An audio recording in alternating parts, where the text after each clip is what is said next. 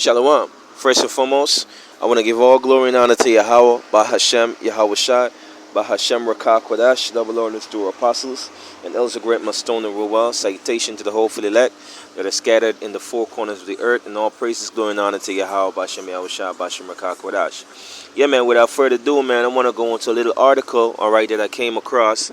You know, it was dated for some time back, you know. But nevertheless, I want to go into just the heading of it. All right, you know, I'll paste the link in the description box. You know, for your brothers who want to continue or sisters who want to continue to read. All right, it says and this is taken from the BBC News. All right, and it says Egypt tells Elon Musk its pyramids were not built by aliens, and it's dated the 2nd of August 2020. All right, it says Egypt has invited billionaire Elon Musk to visit the country and see for himself that its famous pyramid were not built by aliens. Now, I'm not going to read, you know, the whole article, you know, but I'll just give you a glimpse of what's in the article. You know, so Elon Musk, which is an Edomite, is claiming that the pyramids were built by aliens, which is a lie. All right, the scripture tell you that the wicked are streamed from the womb. They go about telling lies. All right, that's the nature of the so-called white man, man. You know, all he does is lie. You know, man, he can't tell the truth. All right, because there's no light in these devils, man. All right, they're all what you call physician of no value, man. All right, you see. Also, you know, the Egyptians, they're basically saying that the pyramids was basically built by Egyptians, which is not a lie. All right, because there's so many historical facts that prove that the Israelites were enslaved, all right, by these heathen nations, man. All right, but we're addressing Egypt, all right, as we speak, all right, and that was foretold, all right, to our forefather, all right, Abraham, that such a thing would happen, all right, to our people, right? So the Lord Yahweh Bashem Yahushai is the one that set it up, all right, that our people, all right, would go into Egypt, all right, and they would serve, all right, they would be under a hardship of hardcore slavery under the Egyptians, all right, to prepare them for what? That great exodus that was written, all right, aforetime, all right, which the Lord deliver us with his mighty hand, man, with a strong hand, all right. The Lord deliver us out of it, man. You can read that. All right, Exodus 12 talks about it, and many other scriptures talk about the great deliverance that we had out of Egypt. All right, but let's go into it. All right. This is our second Esdras chapter 6, and beginning verse 27. It says, "For evil shall be put out, and deceit shall be quenched. As for faith, it shall flourish. Corruption shall be overcome, and the truth which had been so long without fruit shall be declared." All right, and even at this time, the Lord has selected out of the whole nation of Israel, all right, a remnant of 144,000 men, 1/3 men, women, and children, to have the knowledge and understanding of the correct breakdowns of the Holy Scriptures. All right, you know, and there's no hiding anymore, because the Lord has given you, all right, pastors according to his own mind, his own heart, to give you the word, man. The scripture tell you, Amos 3 and 7, verse 7, "Surely the Lord Yahweh will do nothing but he reveal his secret unto his servants, the prophets." All right, and this thing that is in the book, man, is not given to all nations, man. It's only given to the children of Israel, man. He is not dealt so in any other nation.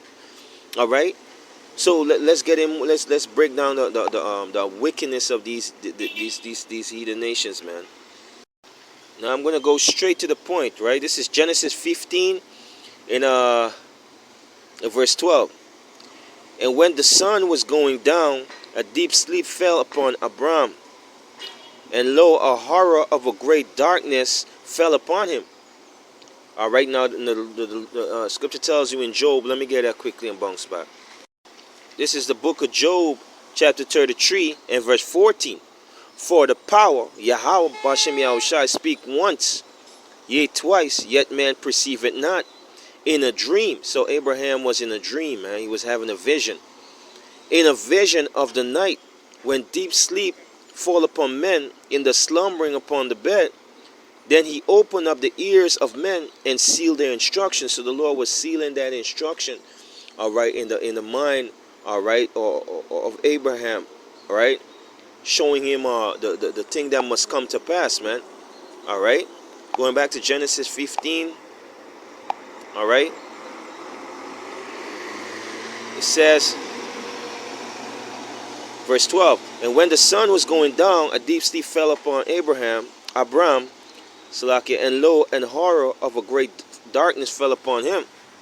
And he said to Abram, know of a surety that thy seed shall be a stranger in the land that is not theirs. Yeah, this is talking about the Israelites which were still in the loins of Abraham.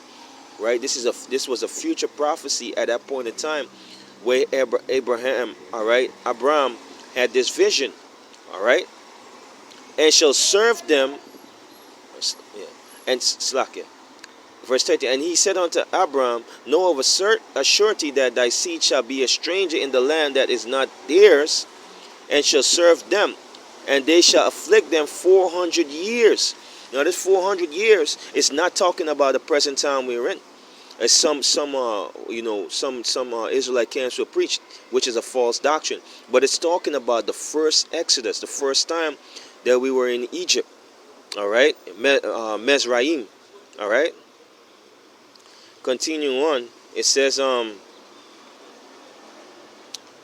they should, verse 13, and he said unto Abraham, know of a surety that thy seed shall be a stranger in a land that is not theirs, and shall serve them, and they shall afflict them 400 years.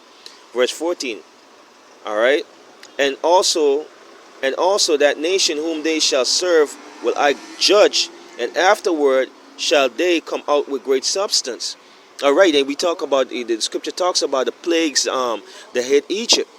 All right, it talks about the plagues that hit Egypt. It talks about a great deliverance with the Lord Yahweh Shai, all right, which was that angel of death. He basically, talk about, the Lord going in and killing the firstborns of the Egyptians. It talks about when the Lord delivered, all right, the Israelites with a mighty hand out of Egypt. Parting the seas, the chariots basically, which was a guide, a pillar of light that guided the Israelites out of Egypt. All right, and so many things. Let's get some more. All right. Now going to the book of Exodus, chapter 1. All right.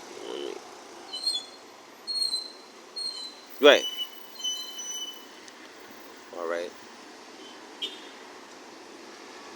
All right, start at verse 1. Now these are the names of the children of Israel which came into Egypt. Every man and his household came with Jacob. Reuben, Simeon, Levi, and Judah, Issachar, Zebulun, and Benjamin, Dan and Naphtali, Gad, and Asher.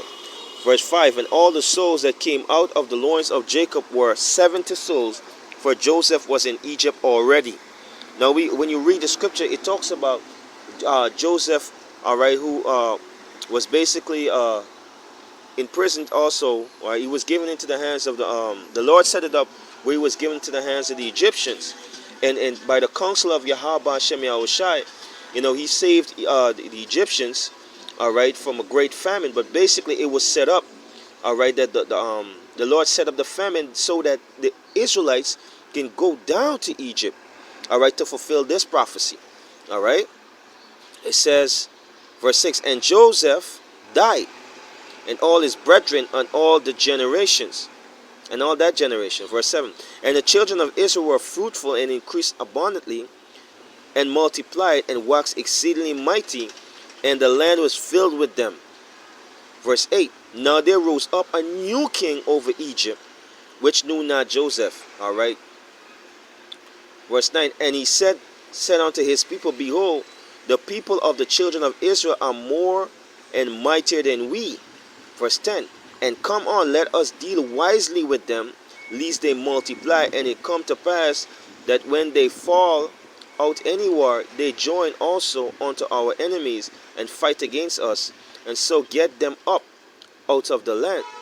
Therefore they did set over them taskmasters to afflict them with great burdens, and they built, you see, for Pharaoh treasure city, Python, and Ramses. Verse 12. But the more they afflicted them, the more they multiplied and grew, and they were grieved because of the children of Israel. And the Egyptian made the children of Israel to serve with rigor, and they made their lives bitter with hard bondage. That's slavery. We were placed into slavery, and we built up these pyramids and these mighty cities.